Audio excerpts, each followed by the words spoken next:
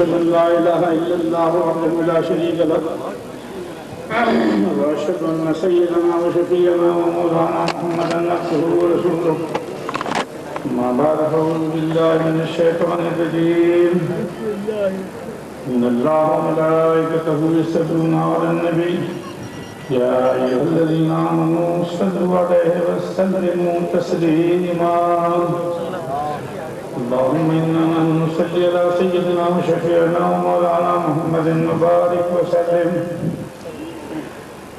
حاضرین میرے بہت زیادہ ہو گیا ہے. میں نے بلکہ خود ہی اشارہ ان سے کیا تھا کہ جو باقی رہ گئے ہیں مبلغین بشمول میرے، اور وہ لوگوں کو زیادہ نہیں اٹھاؤ. لوگ دور دور سے آتے ہیں، بالخصوص عورتیں ہیں، کوئی کراچی سے آیا ہے، کوئی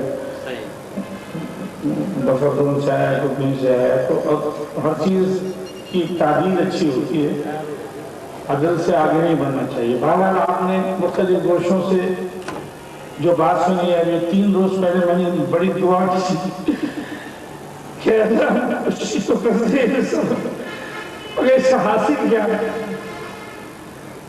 کتنے برسوں سے ہم اس دنیا کو سنا رہے ہیں، جیسے کہ حضرت در صاحب نے کہا کہ والد صاحب میری تقریر ہوتی تھی جامع مسجد صدر میں، تو اس وقت تک نہیں اٹھتے تھے.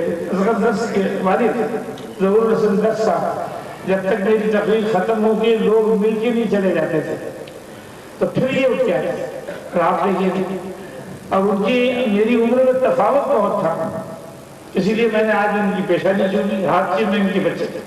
3 روز میں نے پہلے دعا کی تھی، یا اللہ یہ بچے بھی اس میں قربانیاں دیتے ہیں، آتے ہیں، کچھ سکھا رہا ہوں میں ان کو وہی باتیں جو ہے جیسا قبلہ سے سنی. جیل کی چھوٹی سی ڈائری ہے، اس میں نے ہندو میتھولوجی کی بہت سارے چارٹس تیار کر کے ان کو دے دیے بچوں کو. آج یہ بچے سوچے آگے کہ دیوانہ وار حرکت کس مقام پر لے جائے گی آپ کو. ایک ذرا سی جھلک حضرت دس نے کہی کہ میں وہاں انڈیا گیا، یہ گیا، وہاں گیا، ادھر گیا، وہاں مبلغین کچھ دین داروں نے ان کے آئے تھے. میں حیران رہ گیا یہ کس بزرگ کی نوازشات ہیں ان پر، ان لوگوں پر، کیونکہ یہ علماء میں کھیلا ہوا بچہ ہے، خوب دیکھتا ہے، ان کے خوب گزشتوں میں دیکھا ہے. اور میری تقاریر اس وقت سنی ہے جب یہ بالکل چھوٹے سے ہوتے تھے. ان کے والد مجھ سے ملنے آتے تھے اور 1.5-2 سال 3 سال میں بولتا رہا مسجد میں. مجال ہے کہ کوئی مخالفت تو یہ جو آج بھی بولو مجھ سے بڑے ادب سے ملتے ہیں. میں خود ہی نہیں جاتا، آپ صحت بھی اس قابل نہیں ہے. کہنے کا مطلب یہ ہے، آپ نے کئی مرتبہ سن لیا ہے، یہ دراصل سیزن ہے اسلام کے پھیلنے کا.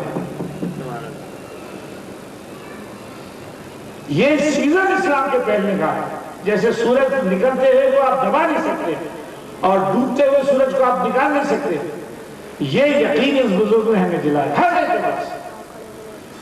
اور پھر ایک تو ہے نا کہ آپ کو میں جوش میں لا کے کوئی بات کہہ دوں، جیسے کہ ابھی حالیہ ادوار میں آپ نے دیکھا حکومت بھی الزام دیتی ہے بعض علماء پہ کہ جہاد کر کے لوگوں کو میدان میں نکال دیا، یہ کر دیا. بعض باتیں ایسی ہوتی ہیں، اب لمبی ہو جائے گی نا بات، اس لیے میں اس کو چھیڑنا نہیں چاہتا کہ جو چند غلطیاں کچھ ہو جاتی ہیں لوگوں سے، اس کی بھی کچھ بنیادیں ہوتی ہیں. اللہ ایک فضا بنا کے لاتا ہے آپ کے لیے لاتا ہے. یہ علماء ہماری بات نہیں سن رہے تھے، نہ سیاسی لیڈر سن رہے تھے، وہاں کے نہیں، یہاں کے بھی نہیں سن رہے تھے. آج ہندوستان کے عالموں کو پتہ چل رہا ہے کہ صدیق اور دیندار کیا کہتا تھا. یہ جس کا وہ سامنا توبہ قبول نہیں ہو رہی ہے، کیسی پلاننگ ہو رہی ہے. یہ ہمارے حکمران بچے دودھ پیتے بچے، اس لیے میں کہوں گا کہ ان کو ہوا بھی نہیں لگی ہے. خدا کے ارادے کیا ہوتے ہیں، چاہے وہ پرویز مشرف ہو، چاہے سے اوپر سے لے کر نیچے تک سب کو کھنگال لگے. اگر یہ فقراء سے مشورہ لیتے تو یہ اتنی مصیبتوں میں یہ نہیں پڑتا. ابھی دیکھیں آگے ہوتا ہے کیا. حضور نبی کے وسلم نے اس دور کے تعلق سے آپ نے کچھ چیزیں تو ہمارے بنی ہوئی نے سنا دی آپ کو، ہندو میتھولوجی کے اعتبار سے کچھ بائبل وغیرہ کے کٹنگز پیش کر کے. احادیث میں اس کو الملہمۃ الکبریٰ، جس کا ذکر آج کل ڈاکٹر صاحب بھی کرنے لگے، تو کیا بولوں میں ہنسی آتی ہے، اور اس میں بھی کنفیوژن ہے۔ ہمارے بچے نے جاوید نے حالانکہ دیکھیے ابھی بچہ ہی ہے، لیکن کیسے مضبوط انداز میں قرآن کریم کی روشنی میں اس دور کو ثابت کیا یہ چیزیں ہونے والی ہیں۔ آپ بیٹھے ہیں وہاں، خضر کیوں کر بتائے، کیا بتائے، خضر کیوں کر بتائے، کیا بتائے؟ اگر ماہی کہے دریا کہاں ہے، مچھلی کہے دریا کہاں ہے، تو خضر بھی نہیں بتا سکتا اس سے۔ خضر کیوں کر بتائے، کیا بتائے، اگر ماہی کہے دریا کہتا ہے۔ دوستو بڑے خوش قسمت ہیں آپ لوگ، بہت خوش قسمت ہیں آپ لوگ ان معنوں میں کہ آپ کو اللہ نے اس دور میں ان حقائق کو باخبر کرنے کے لیے کھڑا کر دیا ہے، اور آپ آگے ہیں۔ یہ مت سمجھیے کہ 25-50 بیٹھے ہیں یہ پوری دنیا کو ہلا کے رکھ دیں گے۔ بات اگر آپ کی سمجھ میں آ گئی، اسے صحابہ کرام کی سمجھ میں آ گئی، نبی کی جسم نے یہ تو فرمایا تھا کہ ہم کامیاب ہو رہے ہیں بالکل، جائز ہے تو ذات الباطل ان الباطل کان زہوقا۔ تو یہ چونکہ رات زیادہ ہو رہی ہے، مجھے دعا کے لیے کہا گیا ہے۔ یوں سمجھیے کہ آپ بالکل میدان کارزار میں بیٹھے ہیں۔ اگر آپ کو اس حقیقت کا علم ہو جائے تو آپ صبح ہو جائے گی تو آپ نہیں اٹھیں گے اس جگہ سے، اگر یقین آ گیا تو آپ کو وہ حرف راز جو سکھلا گیا ہے مجھ کو جنوں، وہ حرف راز سکھلا گیا ہے مجھ کو جنوں، خدا تجھے نفس جبرائیل دے دو۔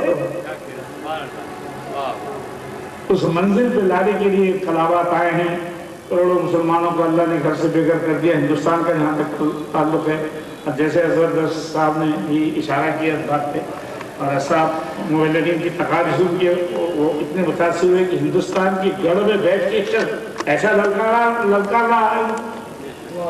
انداز میں جو میدان میں چھوڑے ہیں لوگ، آپ خود ہمیں دیکھ رہے ہیں نا بھی، جہاں جہاں یہ بچے جہاں مردان میں بیٹھے ہیں کہیں بیٹھا کر، پاکستان میں جو مبلغین نے یہاں اپنا تعارف جس انداز سے بھی لوگ کیا ہے، علماء بھی جانتے ہیں سب،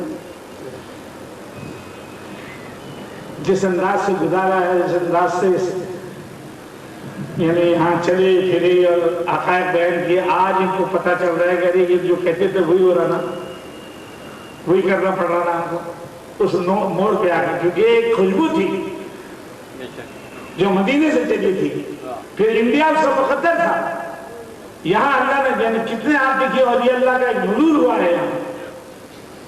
پھر بات پھیل جاتی خواجہ صاحب کہ وہ سبھی 2 دن پہلے منایا گیا، انہیں کہا گیا کہ جاؤ ہندوستان کا، تمام اولیاء اللہ کی بارش ہوئی ہے، نقشبندی چلے آ رہے ہیں، سوربندی چلے آ رہے ہیں، بنگال کی طرف چلے گئے، اگمی چشتی رحمت اللہ علیہ آ رہے ہیں، دادا بکرین بخش آ رہے ہیں، کون نہیں آ رہا؟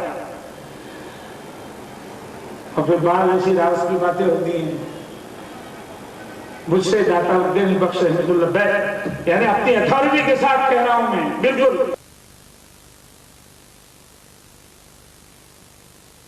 داتا گنج بخش رحمت اللہ علیہ مجھ سے کہہ رہے ہیں کہ آپ دیکھیں آپ کے پیچھے خانقاہ سرور عالم ہے۔ میں حیران رہ گیا کہ یہ 2000 میل دور بیٹھے ہیں، خانقاہ سرور عالم رکھا تھا نام دیندار انجمن کی ان کی پریمیسس کا سید السادات الحسین حضرت مولانا صدیق دیندار صاحب۔ تو داتا صاحب کہہ رہے ہیں کہ آپ کے پیچھے خانقاہ سرور عالم میں، مجھے پہلے تو یہ حیرت ہوئی کہ 2000 میل دور تقریباً بیٹھے ہیں لاہور میں، مجھ سے کہہ رہے ہیں، لیکن پاسے حضرت بھی تو ایک چیز ہوتی ہے نا، میں نے ایسے دل کر دیکھا، یقین نہیں ہے وہ پاسے حضرت کی دیکھ تو پیچھے وہ انجمن کی ساری پریمیسز نظر آ رہی ہیں، حضرت کی مزار نظر آ رہی ہے۔ خوشی اس بات کی ہوئی مجھے کہ داتا صاحب یہ فرما رہے ہیں کہ خانقاہ سرور عالم پیچھے، حسان نے نام اس کا خانقاہ سرور عالم رکھا تھا، حضور کے نام پہ وقف ہے، اور اس کے جواب میں سنسکرت کا ایک نام لکھا، جگت گرو آشرم۔ کسی کو بھی رام سے لے کر جہاں تک ان کے اوتاروں کو یہ مانتے رشی منیوں کو کہ وہ اپنے کسی آشرم کا نام جگت گرو آشرم رکھے، جو ہمت نہیں نہ جگت گرو کہہ سکے ہو آپ کچھ دنوں میں کچھ نقلی جگت گرو کھڑے ہو گئے تھے، آشرم کا نام کسی نے جگت گرو آشرم نہیں رکھا۔ یہ صدیق دیندار صاحب کا دل گردہ تھا، ہندوستان کی گڑھ میں بیٹھ کے اپنی خانقاہ کا نام جگت گرو آشرم رکھا. آپ جس کہنے کا مطلب یہ محروم ٹھہرتا چلا جاتا ہے کہ یہ دور غلبہ اسلام کا ہے. اگر آپ نہیں کریں گے اللہ دوسری قوم کو کھڑا کر دے گا. سب قوم خیر سنبھالا ہے کچرا بنے. کسی تقریروں میں آپ نے کہا تھا کہ سیرت وغیرہ کے جلسے ہوئے تھے کہ کچرا صاف ہو جائے گا. جب اللہ اپنا وعدہ پورا کرنے پہ آتا ہے تو فعال لما یرید، فعال مبالغہ کا صیغہ، بار بار کرنا اس کا یہ عمل ہوتا ہے. وہ کر کے چھوڑتا ہے اسے، کسی کی پرواہ نہیں کرتا. یہی وجہ ہے کہ سارے وہاں سے اٹھ کے پاکستان آئے. اللہ نے تھوڑا سا موقع دیا فقراء کی بات ان کے کانوں تک پہنچے. آپ جہاں پھنسے ہیں آ کر بڑی میٹھی میٹھی باتیں ہو رہی تھی انڈیا سے. ابھی تھوڑے دن نہیں گزرے گئے پھر کڑوی کڑوی شروع ہوگی. اب یہ کہنے لگے کہ تیسری جنگ ہوگی تو یہ بات کہہ رہے ہیں تو فقیر مشورہ لینے میں کیوں جان جاتی ہے. جنگ ہوگی، جنگ ہوگی، جنگ ہوگی. آپ نہیں کریں گے وہ قدر مارے آپ اور ادھک تک آپ کو بھگا کے چھوڑے گا. پہلے گویا اس کے بعد اس کا جو حشر والا کوڑ تکر دو دن لگے چارو ہچر کے بھلی دکھانا چارو ان کی کتابیں کہہ رہی ہے کہ کلتیاں لے کر آئیں گے دلی تک جلا کے چھوڑ دیں گے سب کو. کتنے حبیب انسان نے بھی آپ کو کچھ سنا ہے.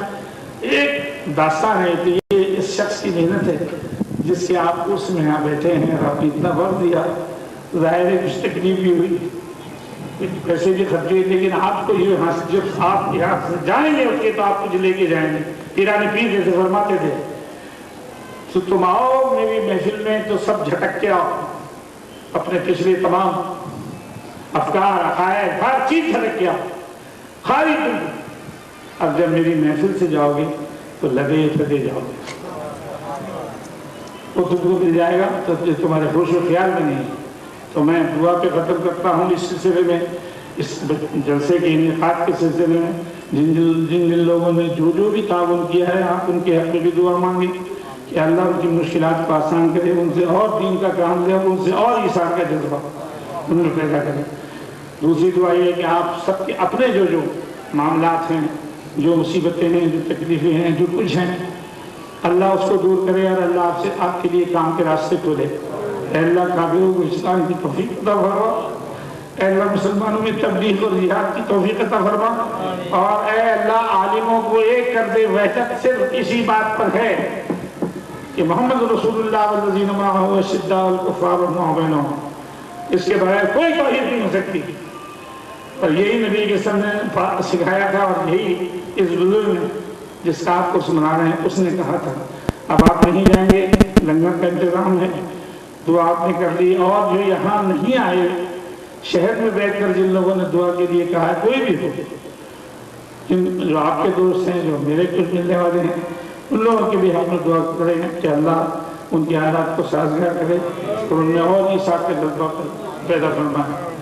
بارک اللہ لنا ولکم فی القرآن العظیم ونفعنا وإیاکم بالآیات والذکر الحکیم. ربنا تقبل منا انك انت السميع العليم وتب علينا انك انت التواب الرحيم. ان الله وملائكته يصلون على النبي يا ايها الذين امنوا صلوا عليه وسلموا تسليما. اللهم صل على محمد وعلى ال محمد وسلم. آپ جائیں گے نہیں، لنگر کا انتظام ہے، لنگر کھا کے جائیں.